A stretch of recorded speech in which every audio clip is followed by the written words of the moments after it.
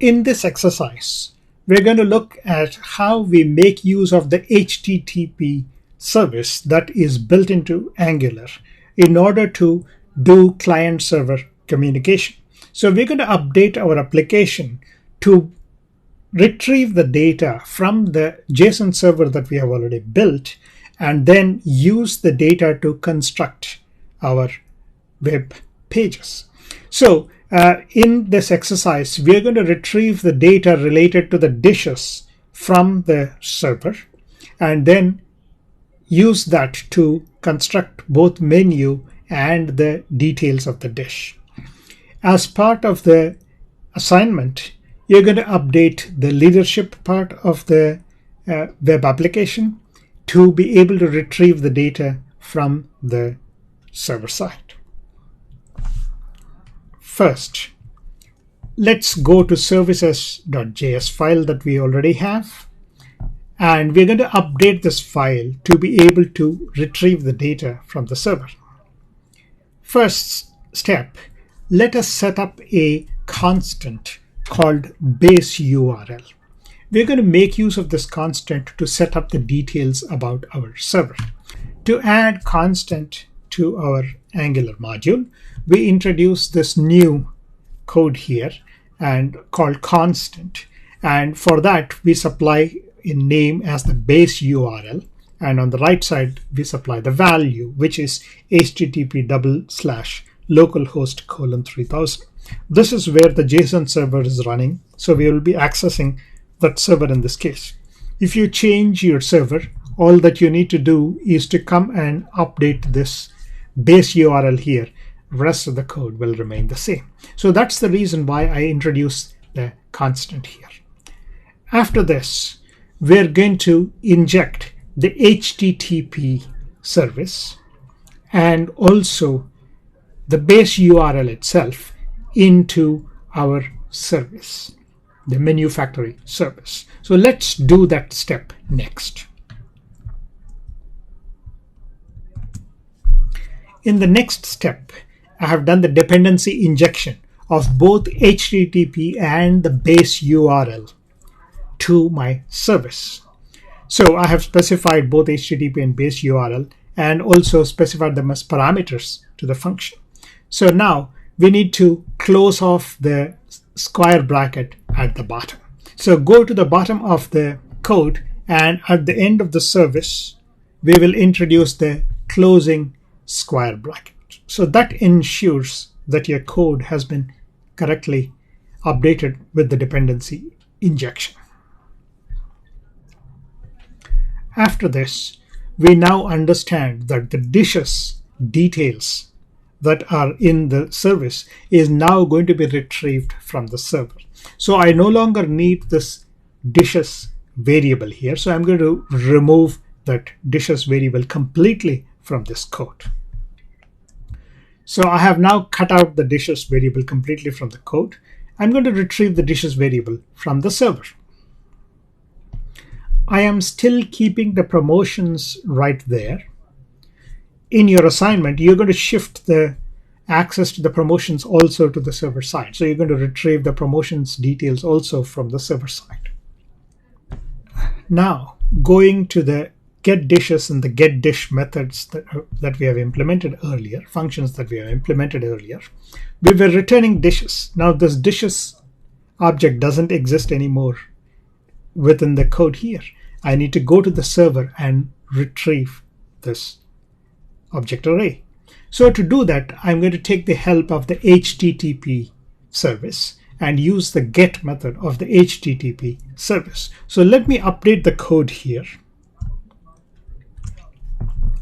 So here I am using the HTTP service with the get method, and then the parameter for the get method is base URL plus dishes. So this way I am specifying that I need to go to the server and then fetch the data from the server. Now this HTTP get call to the server is going to return a JSON array from the server side, and I'm going to return that value to my controller, which then makes use of that value. Similarly, for the getDish method, I'm going to do exactly the same. So in this case, I do an HTTP GET method, but with base URL plus dishes slash index, the index value that is being supplied as a parameter. And this is going to return the value to my controller. With these updates, my service is now ready to go and fetch the information from the server and then return that information to my controller.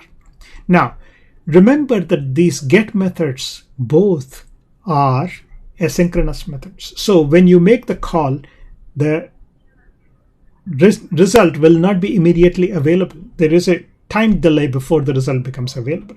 Now that needs to be handled in the controller. So we'll have to go and fix up the controller code to take care of this. Going to the controllers.js file.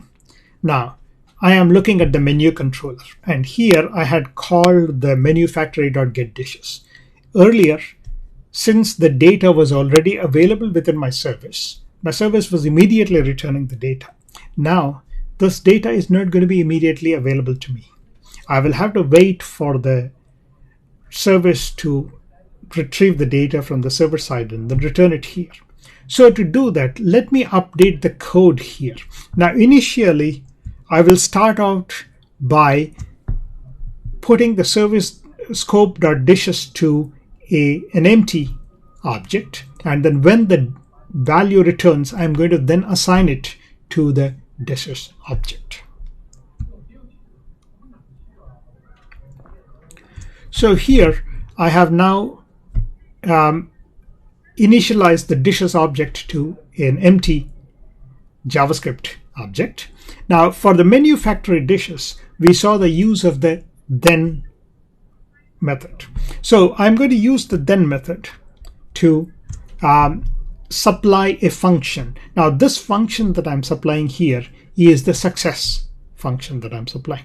So which means that if the call is successful, then this function is going to be executed. Now inside the function, I am receiving the response from the server, and from response, the response.data is where the JSON string exists. So I'm taking the data and then put that onto the dishes, so that that data can be now used to construct my menu. So with this change, now my controller, the menu controller, is set up to retrieve the data from the server side and then supply it in constructing the menu. Let me also at the same time update the dish detail controller so that it goes to the server and then fetches the details of that specific dish. We have already updated the getDish method in the service. Coming down to the dish detail controller, I'm going to now change the scope of the dish, scope dish, to an empty JavaScript object because I don't have the data ready yet. Now I need to issue a call to the server side. So now I'm going to change this statement now, and then I will have to call the menu factory after I initialize the dish object to empty. So I'm going to shift the code around.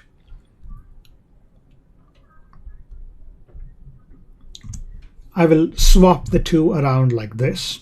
Now the menu factory.getDish again is a call to the server through the service, and the return value will not be immediately available.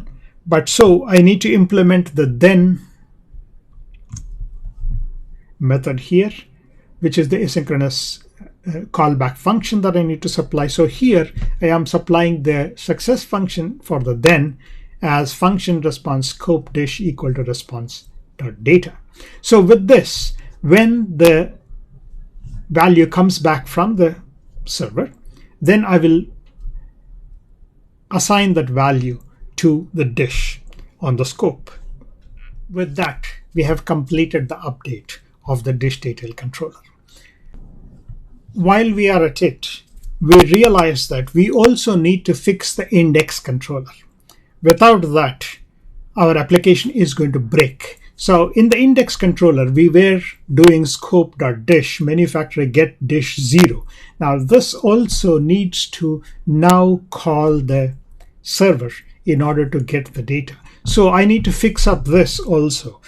I have now updated even the index controller so that the scope dish initially starts out being empty, and then I issue a call to the menu factory with get dish for 0 because I am filling out dish number 0 there on the index.html page, and then I am calling the function here. Now this, when it returns the result, will be assigned to scope dish. This is exactly like the dish detail controller that we have used earlier. Now we need to go to menu.html page and fix up a little bit there. Switching to menu.html page, we indicated the ID here when we specified the UI sref as dish_ID. Unfortunately, JSON server does not work well with an underscore ID. So I had to update the dishes object and the other objects. When I moved it to the server as a JSON string, I had to use just ID as the identifier there. So in the UI sref also, I need to change that underscore ID to just ID there. So I'm going to remove that underscore there and then save the value. So this way the menu will work correctly. So with these changes, we're now going to go and have a look at our web page. Returning to our web page, you notice that the dish is still working correctly. Now this information is now being retrieved from the server side. The remaining two are still being served up from services.js. Going to menu, you would notice that the menu items are all still working just the same as before, but now all this data is being retrieved from the server before the menu is constructed. And similarly, the individual dish items also, the data is being retrieved from the server before being displayed here. If you go to the terminal window where your JSON server has been running, you would notice that there are a lot of GET requests that were sent to the server here, allowing you to retrieve all the information about the dishes. So as you move through your web pages, every time you move to menu or one of the dishes, there will be a GET request sent to the server.